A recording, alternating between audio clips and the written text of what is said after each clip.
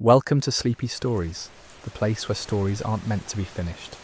I'm Arthur, and tonight I'll be reading you a relaxing, sleepy story written by Pumby. We're going to visit a small Parisian patisserie on a rainy autumn evening. Let the sound of raindrops against old windows settle into your mind. Allow your breathing to deepen. There's nowhere else you need to be. The rain started just after 5 o'clock, exactly when Marguerite began closing the shutters of her patisserie on Rue de Martyrs. Not the aggressive downpour that sends people running for cover, but the gentle, persistent kind that turns cobblestones into mirrors and makes the whole city smell like wet stone and possibility. She paused at the door, watching droplets trace silver paths down the glass, each one catching the amber glow from the street lamp outside. Inside, the air hung thick with warmth. The ovens had been running since 4 that morning, and even now, hours later, their residual heat wrapped around everything like a blanket. Marguerite moved through her domain with the unhurried grace of someone who had performed these same motions for 30 years. Her hands, dusted with flour that never quite washed away, reached for the brass lock, but she didn't turn it. Through the rain-blurred window, a figure appeared. Young woman, maybe 25, standing absolutely still beneath the awning of the bookshop next door. She wasn't checking her phone or looking for a taxi, just standing, watching the rain with the kind of focus that suggested she was seeing something else entirely. Marguerite knew that look. She'd worn it herself once, a lifetime ago. The lock remained unturned. Instead, she moved back toward the counter, her footsteps soft against the black and white tiles that had been there since 1893. The display cases still held a few items. 3 croissants, their layers catching the light. A tarte tatin with caramelised apples arranged in careful spirals. 2 cannelés, dark and ridged, like tiny architectural models. Not enough to constitute a full day's offering, but enough. She began preparing a pot of tea, not the rushed, utilitarian version people make when they're thinking about the next thing, the proper kind. Heating the pot first with boiling water, swirling it, discarding it, measuring loose leaves. Earl Grey tonight, she decided, for reasons she couldn't quite name. The bergamot would complement the butter-heavy air. Outside, the young woman hadn't moved. The tea steeped for exactly 4 minutes. Marguerite poured it into a cup that didn't match the saucer, both pieces hand-painted, with tiny blue flowers that had faded over decades of use. She added nothing else. Some teas demanded to be altered, softened, sweetened. This one asked only to be understood. She unlocked the door. The small bell above it chimed, and the sound seemed too bright for the grey softness of the evening. The young woman's head turned. "We're closed," Marguerite said, holding the door open. "But you look like you could use somewhere that isn't." For a moment, nothing. Then the smallest nod, and the woman stepped out from under the awning, letting the rain touch her face for 3 steps before ducking into the shop. She brought the smell of wet wool and something else. Lavender, maybe, or the memory of it. "Sit anywhere." Marguerite gestured toward the 4 small tables near the window. "I made too much tea." The lie landed softly, and the woman accepted it with a quiet merci that barely disturbed the air. She chose the table in the corner, the one where the window met the wall, where someone could watch both the street and the shop's interior without committing fully to either. Marguerite brought the tea, then retreated to the counter. She began wiping down surfaces that were already clean, giving the stranger space to settle. The rain intensified slightly, finding its rhythm against the window. Tap, tap, tap, tap. Pause. Tap, tap. Like someone learning a melody. The woman wrapped both hands around the cup, but didn't drink immediately. She let the steam rise to her face, breathing it in. Her shoulders, which had been up near her ears, began their slow descent. "Bad day?" Marguerite asked, not looking up from her wiping. "Strange day?" The woman's voice carried an accent Marguerite couldn't place. Somewhere north, perhaps. "Not bad, just... I walked for 6 hours, I didn't mean to. I started at the Jardin de Luxembourg, and then I just kept going." "Did you find what you were looking for?" "I wasn't looking for anything." Marguerite smiled at the counter. Those are usually the best walks. The woman finally sipped her tea. Her eyes closed for a moment, and when they opened, something had shifted. Not happiness exactly, more like recognition. This is perfect. It's just tea. No, she said it with quiet certainty. It's not. Silence settled between them, but it wasn't uncomfortable. Outside, a couple hurried past under a shared umbrella, laughing about something. A dog trotted by, unconcerned with the weather, its owner trailing behind with significantly less enthusiasm. The street lamp flickered once, then held steady. Marguerite moved to the display case and retrieved one of the cannelés. She placed it on a small plate. This one did match, cream-coloured with a thin gold rim, and brought it to the woman's table. I didn't order. I know. Marguerite was already walking back. But it's Saturday, and on Saturdays, the last customer gets the last cannelé. Old rule, very official. Another lie, but this one made the woman's mouth curve upward at the edges. She broke the cannelé in half, revealing its custardy interior, and the scent of vanilla and rum drifted through the shop. When she bit into it, her eyes closed again. The rain continued its patient drumming.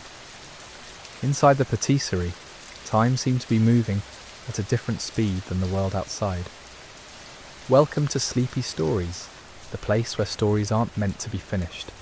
I'm Arthur, and tonight, I'll be reading you a relaxing, sleepy story written by Pumby. We return to a small Parisian patisserie on a rainy Saturday evening, where a chance encounter between strangers is unfolding over tea and pastries. Let the gentle rhythm of rain and the warmth of this quiet moment ease you into restfulness. Take a slow breath, settle in, and let the story carry you. The woman ate slowly, making the cannelé last. Between bites, she would pause and look out at the rain, then back at the pastry, as if comparing the two experiences and finding them equally worthy of attention. Marguerite returned to her position, behind the counter, resuming her unnecessary cleaning. She'd learned long ago that some people needed to be alone, even when they weren't, especially when they weren't. Minutes passed. The rain shifted patterns, sometimes urgent, sometimes contemplative. A taxi rolled through the puddles outside, its tyres making that particular whooshing sound that only happens on wet cobblestones. How long have you had this place? The question emerged without preamble. 17 years, 18 in November. That's a long time. It is. Marguerite folded her cloth into precise squares. Though some days it feels like I opened it yesterday. Other days like I've been here forever. The woman nodded as if this made perfect sense. Do you ever think about leaving? Every Sunday. Marguerite's response came with such immediate honesty that it surprised even her. But then Monday arrives and I'm already mixing the first batch of dough, and the question disappears until the next Sunday. What happens on Sundays? Nothing, that's the problem. Marguerite finally looked up, meeting the woman's eyes directly. The shop is closed. I have the whole day to imagine different lives. By evening, I've usually convinced myself I should sell everything and move to the countryside, or learn Portuguese, or both. The woman's smile reached her eyes this time. But you don't. But I don't. Another pause. This one longer. The woman finished her tea and set the cup down with a soft clink. She seemed to be deciding something. I'm supposed to get married in 3 weeks. The words hung in the air between them. Marguerite stopped folding the cloth. Supposed to? Everything is arranged. The venue, the flowers, 200 guests. My dress is hanging in my apartment right now, still in its bag from the final fitting. She traced a finger along the table's edge. It's a beautiful dress. But I walked for 6 hours today, instead of going to the rehearsal dinner. Marguerite set down the cloth entirely and leaned against the counter. Outside, the rain had gentled to a whisper. Does he know, the groom? He called 4 times. I sent them all to voicemail. The woman looked down at her hands. That makes me sound terrible. It makes you sound uncertain. Yes, the word came out as an exhale. Exactly that. Marguerite moved to the espresso machine and began preparing 2 small cups, though no one had asked. The familiar ritual, grinding, tamping, pulling, filled the space where words might have been. My mother would say I'm being ridiculous, Roy, the woman continued. She'd say every bride gets nervous. That doubt is normal. That Thomas is perfect, which he is really. He's kind and successful, and he laughs at my jokes even when they're not funny. Sounds perfect, doesn't it? She accepted the tiny cup Marguerite offered. So why did I walk for 6 hours in the rain instead of sitting next to him at dinner? Marguerite sipped her own espresso, considering. The bitter warmth spread across her tongue. I knew someone once who planted a garden, she said finally. Spent months choosing the perfect plants, arranging them just so. Everything coordinated. Colours, heights, blooming seasons. On paper, it was flawless. The woman waited. But she never went into it. Would look at it through the window, admire it from the door. When I asked why, she said it was too perfect, that she was afraid of disturbing it. What happened to the garden? Eventually, it died. Perfect things often do when they're not lived in. The woman absorbed this, turning the small cup in her hands. My grandmother told me something before she passed, she said quietly. She said marriage should feel like coming home, not like arriving at a museum. Wise woman. She was, a sad smile. She also said I think too much, that I should just leap and trust the net will appear. And what do you think? The woman looked out at the rain again, which had nearly stopped now. Only the occasional drop fell from the awning, catching the streetlight as it descended. I think I'm sitting in a patisserie, talking to a stranger, because I'm too afraid to face the answer. Marguerite didn't respond immediately. She moved to the window and gently flipped the sign from open to closed, though they'd crossed that threshold long ago. You know what I've learned from 17 years of making the same pastries. She returned to her spot at the counter. Sometimes the recipe is perfect, but the oven temperature is wrong. And sometimes the recipe itself needs changing. The trick is knowing which is which. The woman finished her espresso and stood slowly, gathering her bag and jacket. Thank you. She meant it in a way that encompassed more than just the tea and pastry. Come back sometime, Marguerite said, when it's not raining, when you're not running from anything. I'd like that. She moved toward the door, then paused with her hand on the handle. I'm Claire, by the way. Marguerite. They exchanged a look that contained something like understanding, or perhaps recognition, the kind that happens when two people realise they've both been asking themselves similar questions in different languages. Then Claire stepped out into the nearly stopped rain, and Marguerite watched her walk away. Welcome to Sleepy Stories, the place where stories aren't meant to be finished. I'm Arthur, and tonight I'll be reading you a relaxing, sleepy story written by Pumby. We continue our journey in a quiet patisserie in Provence, where rain-soaked strangers find more than shelter. Let the gentle rhythm of this story ease you toward rest. Settle in, breathe deeply, and let go. The shop felt different after Claire left. Not emptier exactly, but changed in the way a room changes after an honest conversation. Marguerite moved through her closing routine with the practiced efficiency of someone who'd performed these same motions thousands of times. Chairs lifted onto tables, floors swept, the register counted and reconciled. Outside, the rain had fully stopped. The street gleamed under the lampposts, reflecting pools of amber light that shimmered when the occasional breeze disturbed their surface. Marguerite paused at the window, watching the reflected lights dance. She thought about Claire's question, about knowing whether to adjust the temperature or change the recipe entirely. It was advice she'd given freely enough, but following it herself had always been harder. Isn't that always the way? We see others' situations with such clarity, while our own remain frustratingly opaque. The truth was, Marguerite had been adjusting the temperature for years.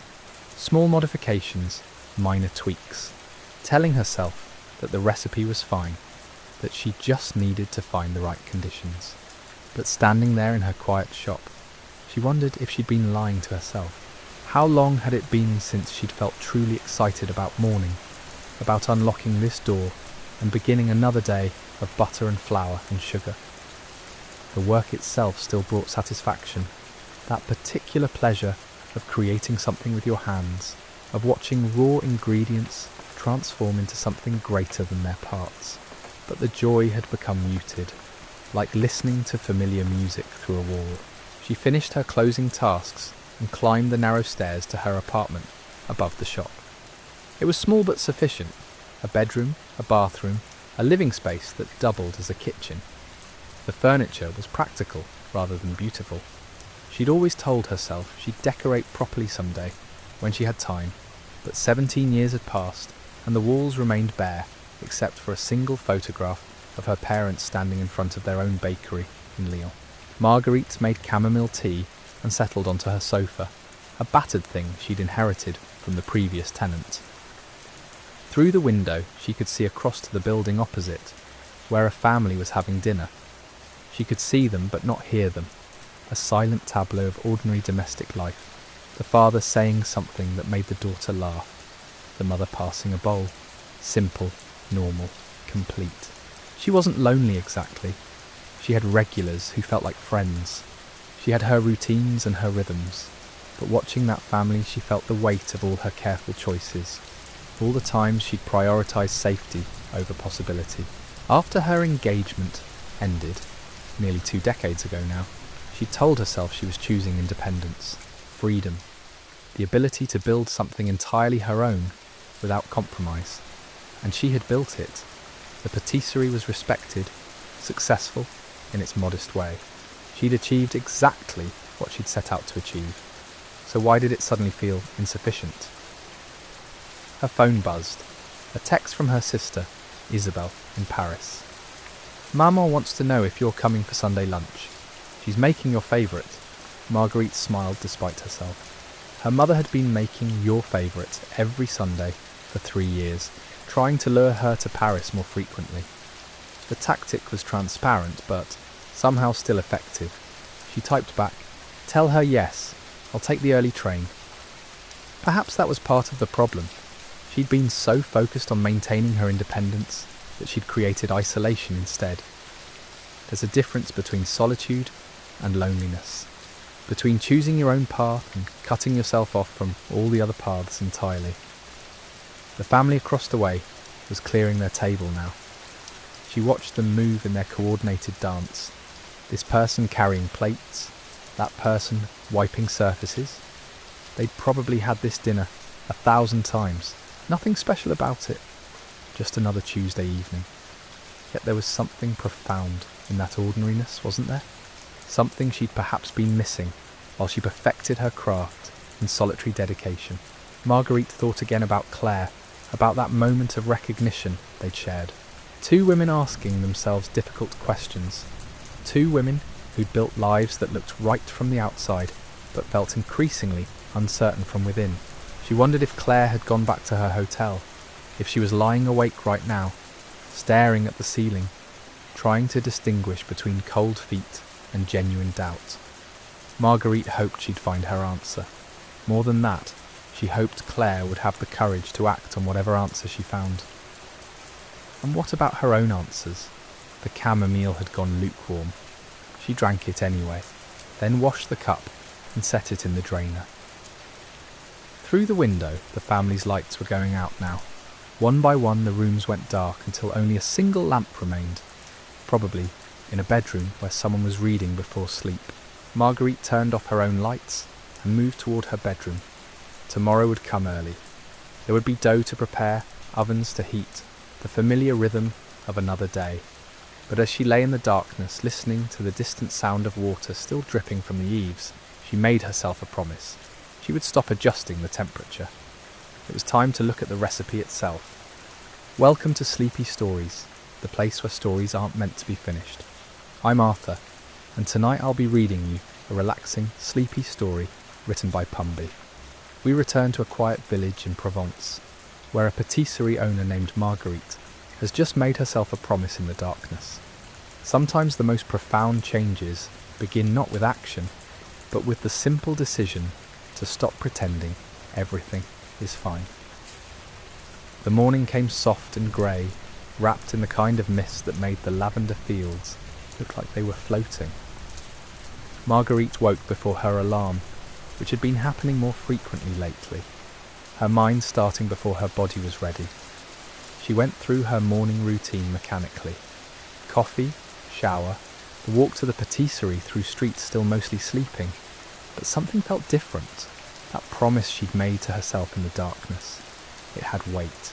It was still there in the morning light, waiting to be acknowledged. The ovens took 20 minutes to reach proper temperature. While she waited, she did something she hadn't done in years. Instead of beginning her prep work, she sat at one of her own tables and simply existed in the space. How long had it been since she'd actually sat here, as a customer might? Years, probably. She was always behind the counter, always in motion, always producing, never receiving, never just being present in the thing she'd created. The chairs were less comfortable than she remembered. The morning light came through the windows at an angle that created a glare on the display case. Small things a customer would notice but might not mention. She pulled out her phone and opened her notes app, started typing without overthinking it. Things that need to change. The list grew quickly once she gave herself permission. Not just physical things about the patisserie, but questions, hard ones. Do I still love this? When did I last feel excited to experiment? Why do I resist hiring help? What am I afraid of? That last question sat heavily. What was she afraid of? Her phone buzzed, a message from Claire. Are you awake? I couldn't sleep. Marguerite smiled, texted back. I'm at the patisserie. Come by if you want. I'll make us breakfast. The response came immediately. Be there in 15 minutes. While she waited, Marguerite did something else she rarely did. She made pain au chocolat the way her grandmother had taught her, not the refined version she'd perfected for customers. The old method was messier, less precise, but there was something honest about it. Claire arrived looking exactly like someone who hadn't slept. Hair in a hasty bun, no makeup, wearing jeans and an oversized sweater. More real than she'd seemed yesterday in her careful travelling outfit. I broke up with him, she said, before Marguerite could even say good morning. I called him at midnight. It was terrible and necessary, and I think I might throw up. Marguerite guided her to a chair, poured coffee without asking, set down the still warm pain au chocolat between them. Tell me, she said simply, so Claire told her, about the phone call that had lasted 2 hours, about Thomas crying, then getting angry, then crying again, about his insistence that they could fix it, that she was just nervous, that everyone felt this way before a wedding, about her own certainty, awful and clear, that this wasn't cold feet, this was truth. He asked me what he did wrong, Claire said, her voice cracking. That was the worst part. He didn't do anything wrong. He's a good person. I just don't want to marry him. Marguerite reached across the table, took Claire's hand, said nothing because there was nothing to say that would make this easier. They sat like that for a while, two women in an empty patisserie, connected by the strange intimacy that comes from witnessing someone else's brave decision. Eventually, Claire wiped her eyes, took a shaky breath. I should feel relieved, right? I should feel free. Instead, I just feel like I've destroyed everything. You haven't destroyed everything, Marguerite said. You've just stopped building something that was wrong. How do you know the difference between something that's wrong and something that's just hard? Now there was a question. Marguerite thought about her own life, her careful routines, her successful business that felt increasingly like a beautiful cage she'd built for herself. I think when something is hard but right, you want to fight for it, she said slowly. When something is wrong, you're just fighting to convince yourself it's okay. Claire nodded, picked at the pain au chocolat. This is different from what you usually make. It's my grandmother's recipe, less perfect, more honest. I like it better. They ate in companionable silence. Outside, the village was waking up. Marguerite could hear the flower shop owner next door, opening her shutters, the distant sound of someone's radio playing morning news. What are you going to do? Claire asked. You seemed like you were figuring something out too yesterday. Marguerite looked around her patisserie, at the gleaming cases and perfect arrangements, at the space that had been her entire world for so long. I think, she she said carefully. I'm going to stop being so careful. What does that mean? I don't know yet. That's the point. Claire actually laughed at that. A real laugh, the first one since she'd arrived. We're a mess, aren't we? Spectacularly. Marguerite raised her coffee cup. To being a mess, Claire clinked her cup against it. To brave decisions and their terrifying consequences. They drank to that. And somehow, in that moment, the fear felt a little lighter. Shared weight is different from solitary burden. Outside, the mist was beginning to lift from the lavender fields. Welcome to Sleepy Stories, the place where stories aren't meant to be finished. I'm Arthur, and tonight I'll be reading you a relaxing, sleepy story written by Pumby. We return to our story set in a quiet village in Provence where two women sit together in a patisserie, both having made difficult but necessary decisions. Let yourself settle in, take a deep breath, allow the story to wash over you as we discover what comes next. The purple haze was still visible in the distance. Claire watched it through the window, those endless rows that had witnessed her unravelling and her rebuilding in equal measure.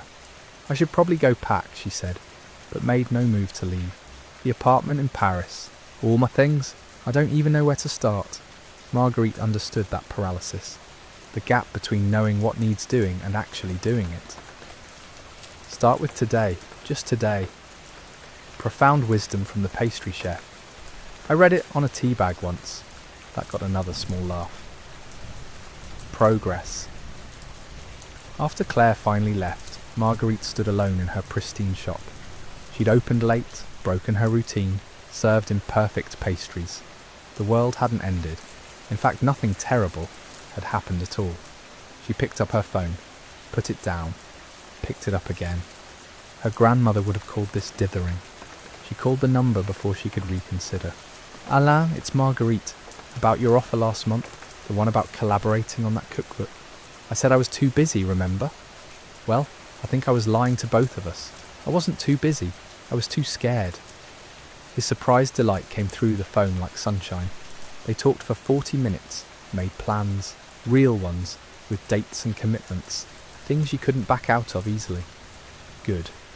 She needed that. By noon she'd made 3 more calls. To her sister, suggesting an actual visit instead of their usual brief check-ins. To the cooking school in Avignon that had asked her to teach. To herself, in a way, each conversation a small declaration that she was choosing something different. The afternoon brought customers, regulars who noticed something changed, but couldn't quite identify what.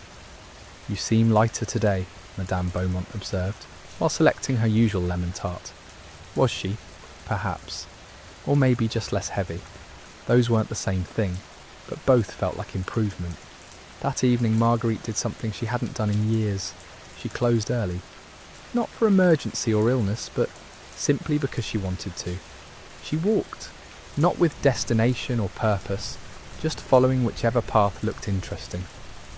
The village gave way to fields, and the fields gave way to that golden hour light that made everything seem possible. She found herself at the edge of the lavender, those rows she'd looked at countless times but rarely actually entered. The season was ending. Soon these would be harvested, the village would hold its festival, and another year would begin its quiet cycle. She stepped between the rows, let her hands brush the silvery stalks. The scent rose up, that distinctive perfume that tourists came from everywhere to experience. She'd become immune to it, she realised. Living here, working here, she'd stopped actually smelling it. How many other things had she stopped noticing? The path curved and she followed it. Around the bend, she found someone else walking. Thomas, of course. The universe had a sense of timing, if nothing else. He saw her the same moment she saw him. For a second, they both froze. Then awkwardly, they moved toward each other. What else could they do? Marguerite. Thomas, I'm so sorry. Everyone's sorry. Claire's sorry. You're sorry. My mother called this morning, and she was sorry. I'm drowning in sorry. His voice wasn't angry exactly. Just exhausted. Wrung out. She'd seen that look before, in her mirror, during her own difficult endings.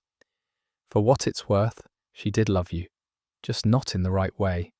Is there a right way? He sat down on the edge of the path. After a moment, Marguerite joined him. They looked out over the fields together. Two people connected by circumstance and someone else's decision. My marriage ended 8 years ago, Marguerite said.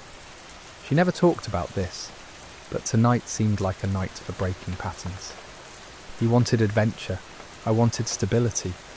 We loved each other, but we were pulling in opposite directions. Eventually, something had to give. Did it get easier? Yes and no. I got better at being alone, but I also got better at hiding. So maybe that wasn't actually improvement. Thomas pulled up a lavender stalk, twisted it between his fingers. She called again this afternoon, wanted to make sure I was okay. I told her I needed space. Was that cruel? It was honest. That's different. They sat until the sun touched the horizon, until the fields turned that impossible shade of purple-blue that only existed in this light, in this place. Finally Thomas stood, brushed off his pants. I think I'm going to leave Provence. Nothing dramatic, just time somewhere else, somewhere that doesn't remind me of everything. That's wise. Is it? Or is it just more hiding? Et toi? Now that was a question. Marguerite didn't have an answer, and she suspected Thomas didn't really expect one. Some questions existed just to be asked. He walked away, back toward the village. Marguerite stayed a while longer. The lavender fields had witnessed countless stories over centuries. Hers was just one more. Tomorrow she'd reopen the patisserie. She'd try new recipes alongside the classics. She'd say yes more often and know when she meant it. She'd stop building cages, even beautiful ones. But tonight, she just sat, breathing in the scent she'd forgotten to notice, watching the light change, feeling for the first time in years like something was beginning instead of ending. Welcome to Sleepy Stories, the place where stories aren't meant to be finished. I'm Arthur, and tonight I'll be reading you a relaxing, sleepy story written by Pumby. We've reached the final moments of our story in Provence, where endings and beginnings blur together like the fading light over lavender fields. Let your breathing slow. There's nothing left to solve, nowhere to rush toward. Just this moment, and the gentle certainty that change, when it finally comes, arrives exactly when it should. The stars emerged one by one, pinpricks of light against the deepening blue. Marguerite remained in the fields, watching the transformation, day releasing its hold, night accepting the responsibility. That space between the transition itself felt holy somehow. Her phone buzzed. Claire again. Thank you for this morning. I booked a flight home tomorrow. Facing everything. Terrified, but doing it anyway. Marguerite typed back slowly. Courage isn't the absence of fear. It's just deciding the fear doesn't get to make your choices anymore. She stood finally, brushing lavender petals from her clothes. The walk back to the village felt different. The same path she'd walked countless times, yet entirely new. Perhaps she was the thing that had changed, not the path at all. The patisserie waited in darkness. She unlocked the door, stepped inside, but didn't turn on the lights immediately. Just stood there, letting her eyes adjust, seeing the familiar shapes emerge from shadow. Her life's work, her careful construction, still beautiful, still valuable, just no longer enough on its own. Tomorrow would bring experiments, mistakes probably, the mess that comes from trying instead of perfecting. She'd call that cooking school back, commit to teaching even though the thought terrified her. She'd leave the shop in someone else's hands for whole afternoons. She'd risk imperfection in service of actually living. But tonight, she simply made herself tea, sat at her own table, tasted her grandmother's pain au chocolat recipe one more time, committing it to memory, not as something to improve, but as something already complete, already worthy, already enough. Outside, the village settled into its evening rhythms, lights in windows, voices carrying on the cooling air, the smell of dinner being prepared, lives being lived in their ordinary, extraordinary ways. Marguerite finished her tea, washed the cup, turned off the last light, climbed the stairs to her apartment, where tomorrow would eventually arrive. bringing with it all its uncertainties and possibilities in equal measure. She lay in the darkness, listening to the village breathe around her. Somewhere Claire was packing boxes, dismantling a future she'd built with good intentions. Somewhere Thomas was staring at his own ceiling, processing loss. Somewhere, in countless other rooms, people were asking themselves hard questions and gathering courage for harder answers. The lavender field stood silent in the moonlight, patient, eternal, waiting for harvest, then dormancy, then bloom again. Cycles within cycles, endings that were also beginnings. She thought about recipes and temperatures and knowing which to change, about the difference between adjustment and transformation, about how sometimes the bravest thing isn't making the leap, but simply admitting you've been standing at the edge all along, too afraid to look down. Her breathing slowed, deepened, the day releasing its hold, tomorrow waiting with its gentle, insistent questions. But for now, just this, just breath, just the soft comfort of having finally chosen honesty over perfection, just the quiet knowledge that she would wake and begin again, and this time maybe mean it. The village dreamed around her. The lavender fields kept their vigil, and somewhere between waking and sleep, Marguerite felt something very much like peace.